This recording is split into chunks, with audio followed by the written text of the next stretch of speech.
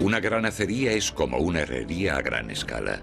Aquí millones de toneladas de hierro en bruto se transforman en acero. Este proceso poco ha cambiado desde el principio de la Edad de Hierro. Ya por entonces, los herreros reconocieron una aleación más fuerte que el hierro. Seguramente hasta el 1500 a.C. no se trabajó el hierro carbonizado a gran escala.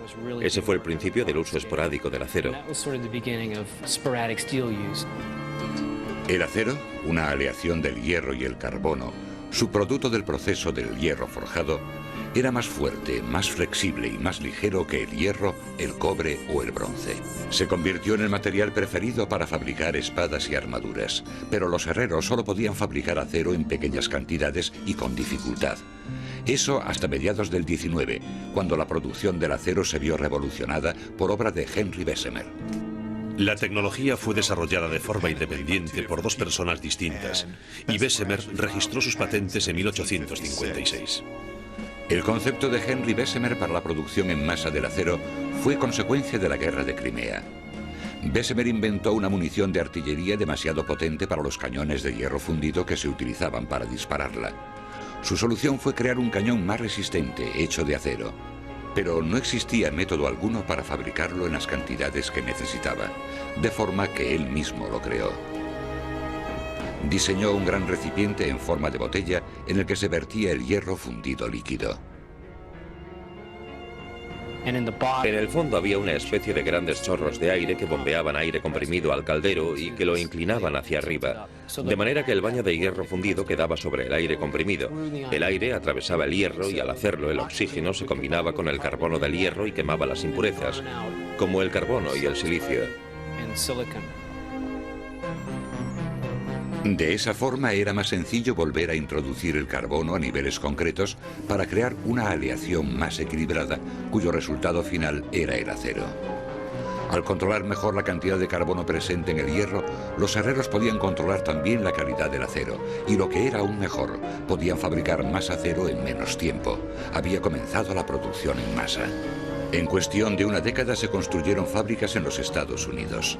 Pronto se adoptaron otros métodos más eficaces para la fabricación del acero, como el método de la solera abierta, que no despojaba al acero de oligoelementos como el manganeso y el silicio, cosa que sí hacía el proceso Bessemer, lo cual proporcionaba a los fabricantes un control de la producción aún mayor. Su diseño permitía aceptar una gama mucho más amplia de materias primas. La productividad aumentó y algo muy importante, el proceso a solera abierta permitió el uso de la chatarra. La chatarra ya se encuentra a medio camino de ser acero y la capacidad de reutilizar este material es la piedra angular del reciclado del acero en la actualidad. Y hoy por hoy el acero es el material que más se recicla. A mediados del siglo XIX, la Edad de Hierro fue sustituida por la Revolución Industrial y toda ella se basó en el acero. En Norteamérica, primero fueron los ferrocarriles que viajaban hacia el oeste sobre raíles de acero de alta calidad. Después, las grandes llanuras se rindieron a los equipos agrícolas de acero traídos por los colonos que trabajaban la tierra. Los rascacielos se elevaron a medida que la fuerza de la viga y de acero permitía crear armazones internos que pusieron las oficinas por las nubes.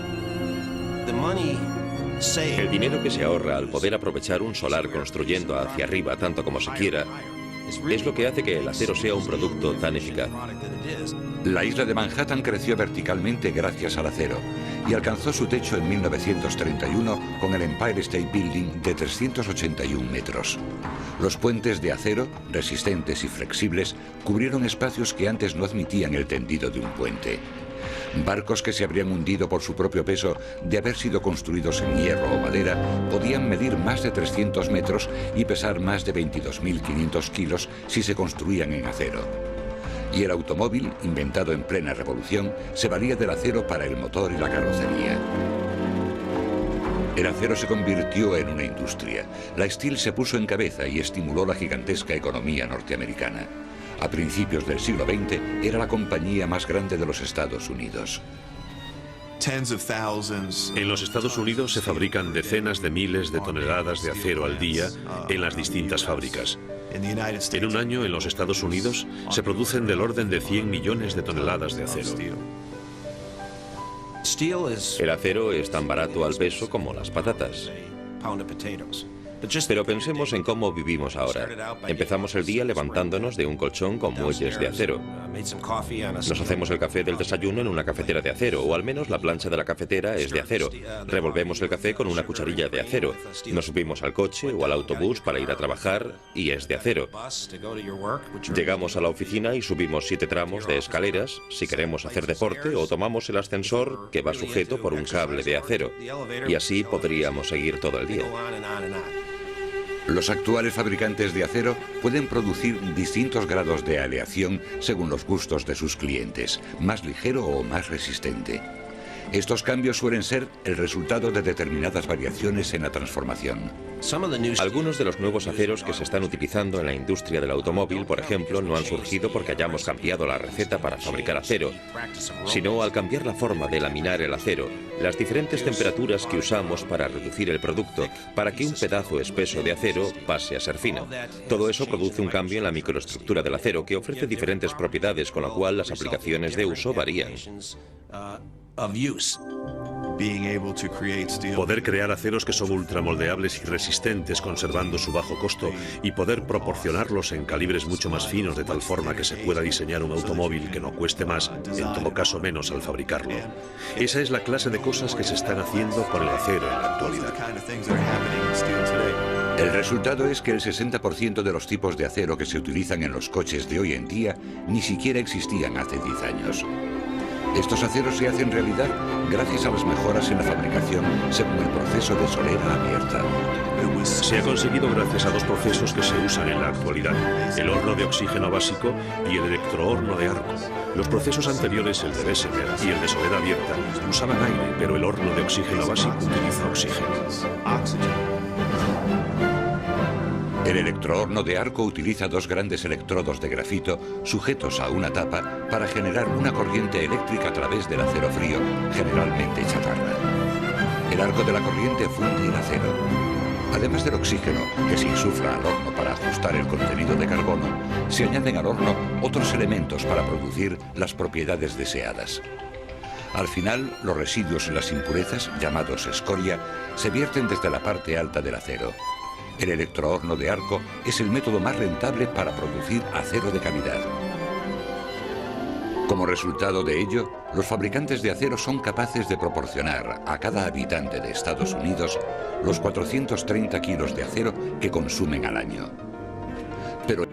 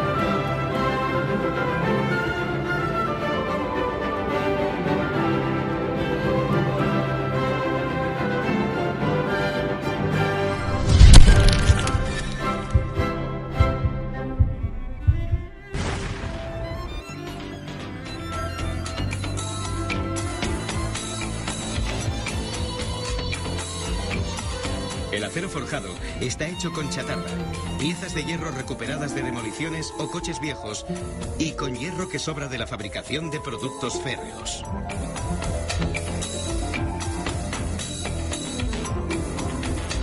Los forjadores manipulan un imán que levanta 5 toneladas de chatarra para llenar un tanque de 25.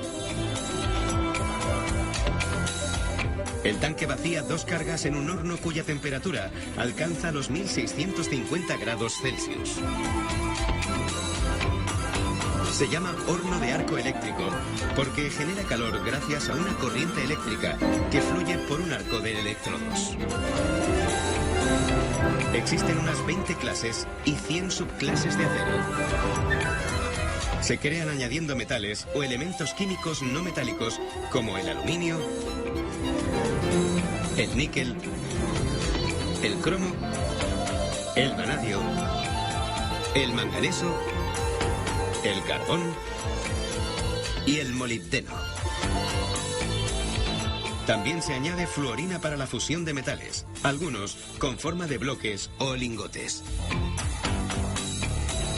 Se funden durante 3 horas y media. Se analiza y se ajusta la composición para lograr niveles bajos de hidrógeno, oxígeno, nitrógeno y azufre. La clave de la alta calidad.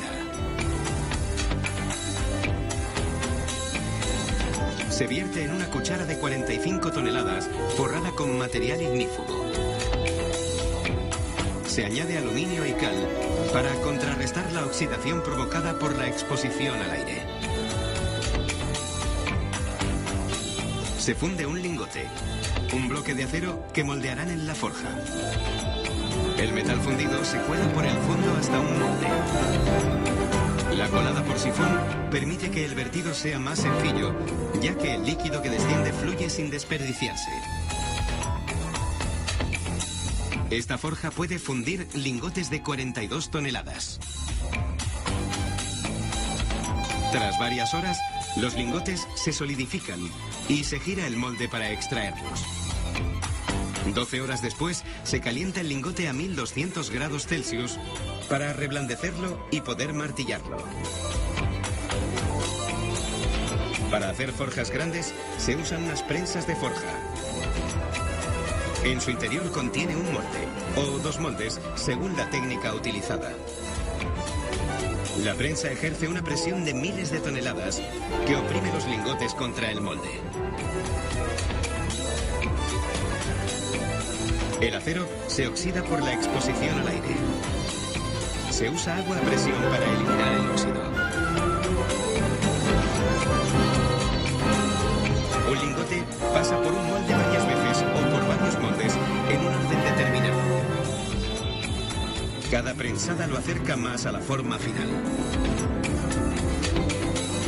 El metal se compone de cristales microscópicos. Al prensarlos, se doblan, desestabilizando la estructura del metal. Pero al recalentarlo, se crean nuevos cristales que sustituyen los deformados. Esto estabiliza la estructura y, como los nuevos son más pequeños, el metal es más duro que antes. Por ello, las forjas requieren tratamientos de calor en un horno de recocido. Se calienta 1 o 2 días según la clase de acero.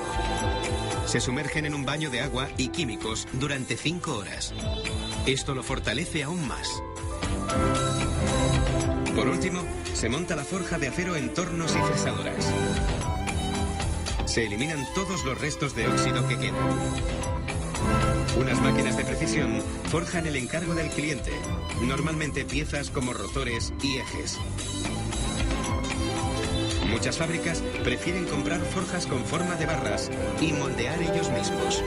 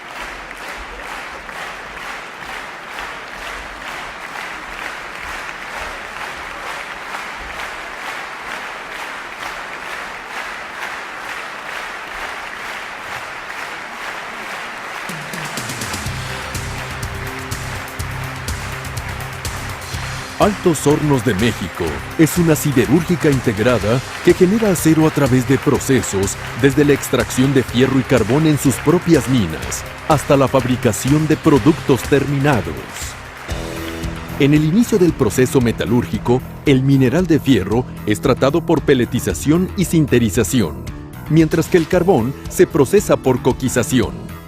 El mineral de fierro llega a la planta peletizadora en forma de lodo a través de un ferroducto de 300 kilómetros de longitud. Sometido a filtrado, se recupera el agua y el fierro seco es enviado a discos de boleo para mezclarlo con aglomerantes y formar pequeñas esferas denominadas pellets. A 1300 grados centígrados, los pellets son horneados para su endurecimiento y posterior envío a los altos hornos. Paralelamente, en las plantas coquizadoras, el carbón metalúrgico es tratado en hornos verticales recubiertos de ladrillo refractario. Horneado durante 18 horas, el carbón se transforma en coque, energético básico de los altos hornos para producir arrabio o fierro de primera fusión. Durante la coquización, entre otros derivados, se obtiene gas coque, combustible utilizado en etapas posteriores del proceso siderúrgico. Otra materia prima para los altos hornos es el sinter, masa porosa conformada por mineral de fierro, escamas y polvos de fierro generados en el propio proceso siderúrgico. En mezcla con calizas, finos de coque y dolomita, se forma una amalgama que es endurecida en un horno de cadena continua de la planta de sinter. Las materias primas básicas para generar arrabio son procesadas en los altos hornos, conformados principalmente por una gran estructura cilíndrica de más de 50 metros de altura, recubierta en su interior con ladrillo refractario. En el alto horno, se reducen y convierten en arrabio los óxidos de fierro contenidos en pellets y sinter, almacenados en una casa de tolvas junto con calizas, dolomita y coque. Combinadas en cantidades precisas, esas materias primas forman capas de diferente espesor al ser depositadas en el interior de los altos hornos a través del tragante, equipo situado en la parte superior.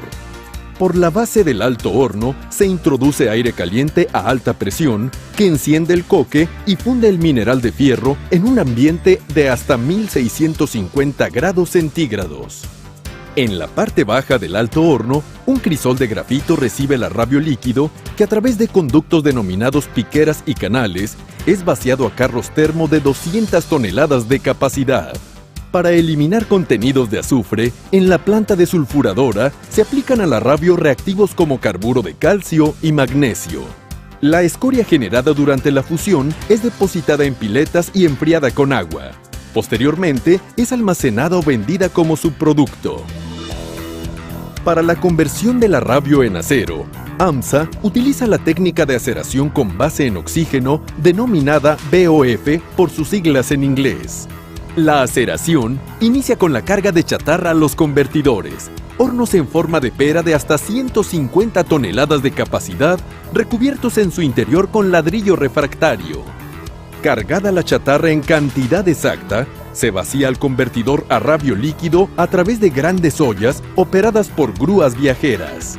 Para la refinación, se inyectan a la mezcla oxígeno, argón y nitrógeno a presión por tubos conocidos como lanzas, conectados arriba y abajo del convertidor. Tras un periodo promedio de 45 minutos, se obtiene acero líquido. Vaciado en grandes ollas, al acero se le adicionan ferroaleaciones a fin de ajustar su composición química de acuerdo al material requerido por los clientes. Para alcanzar un producto específico, el acero líquido puede ser adicionalmente procesado en la estación de tratamiento secundario, metalurgia secundaria, metalurgia de olla o recalentamiento químico.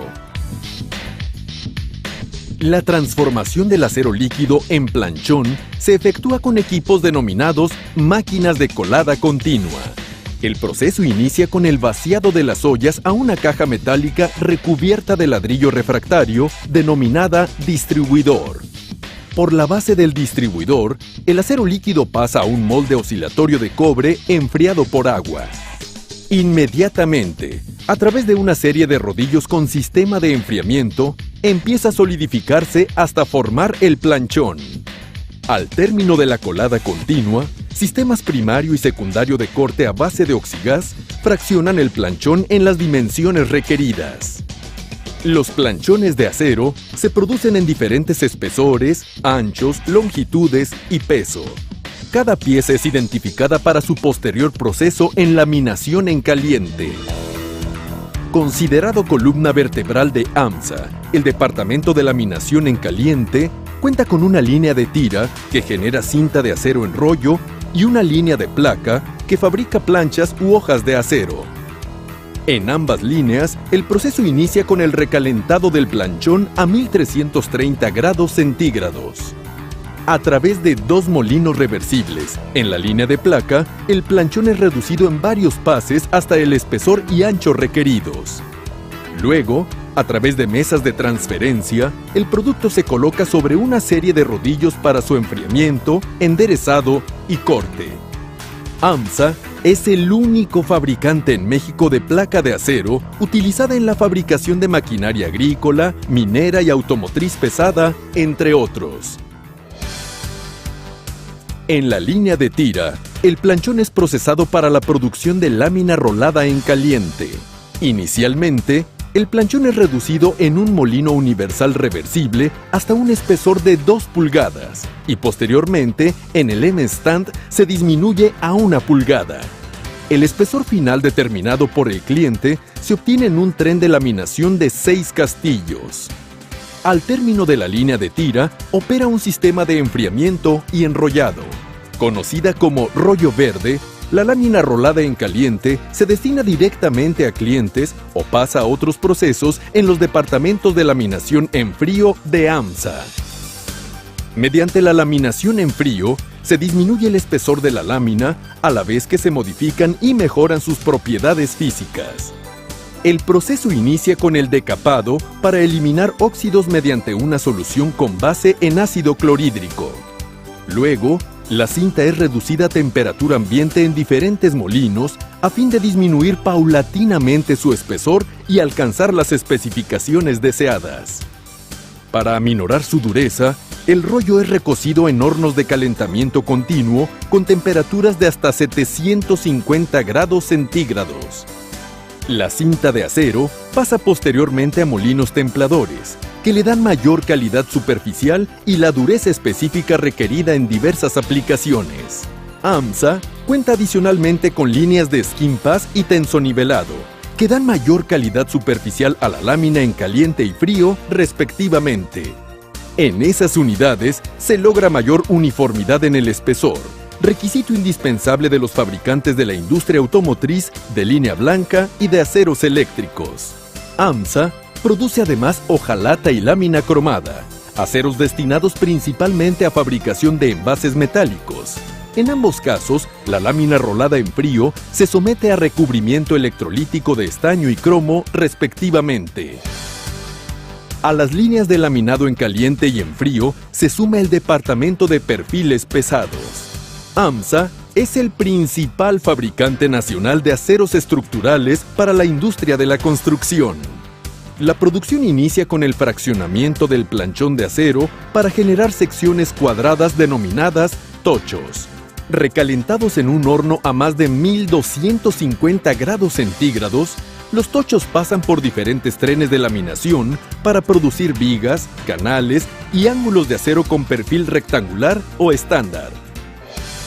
Soportada por avanzados sistemas informáticos, la cadena productiva de AMSA requiere servicios de apoyo como gases industriales, energía eléctrica, agua, transporte y talleres de mantenimiento. Altos Hornos de México opera plantas de fuerza propias que a partir de vapor generan energía eléctrica y aire de soplo para los altos hornos. Cuenta además con unidades para producir oxígeno, argón y nitrógeno, así como plantas de tratamiento de agua cruda, industrial y sanitaria. Desde las minas de fierro y carbón hasta la entrega del acero al cliente, la cadena productiva de Altos Hornos de México está respaldada por normas nacionales e internacionales. Aplicado por técnicos, empleados y obreros altamente capacitados y experimentados, el sistema de administración AMSA integra estricta normatividad en calidad, salud, seguridad y medio ambiente. AMSA, calidad con voluntad de acero.